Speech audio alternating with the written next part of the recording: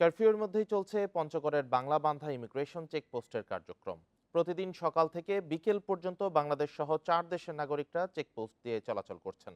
তবে অর্ধেকে নেমেছে যাত্রী পারাপার। পর্যাপ্ত গণপরিবহনের অভাবে দুর্ভোগে পড়ছেন তারা। দেশের একমাত্র চতুর্দেশীয় ইমিগ্রেশন হয় বাংলাবান্ধা ফুলবাড়ি চেকপোস্টে।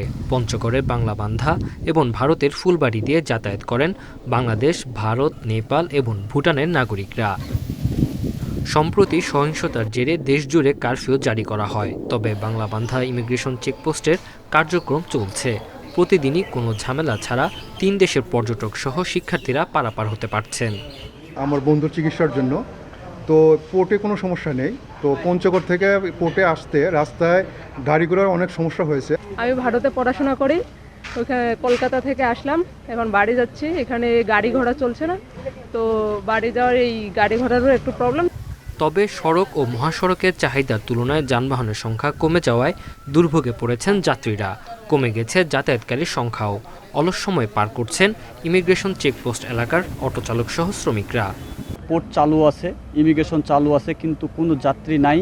আমাদের খুব অবস্থা খারাপ, আমরা অটো চালাই, কোনো যাত্রী পারাপার হইতেছে না আমাদের এই পাশ থেকে। তবে সবকিছু স্বাভাবিক রয়েছে উল্লেখ করে ইমিগ্রেশন কর্মকর্তা বলছেন, প্রতিদিন গড়ে 200 মানুষ পারাপার হচ্ছেন। আমাদের যাত্রী পারাপার স্বাভাবিক আছে। প্রতিদিন এদিক হয়ে ইন্ডিয়ান স্টুডেন্ট, তার বাংলাদেশি স্টুডেন্ট, মেডিকেল ভিসাধারী, ট্যুরিস্ট সবাই যাতায়াত করতে পারে। আমাদের কার্যক্রম একটু বন্ধ নেই।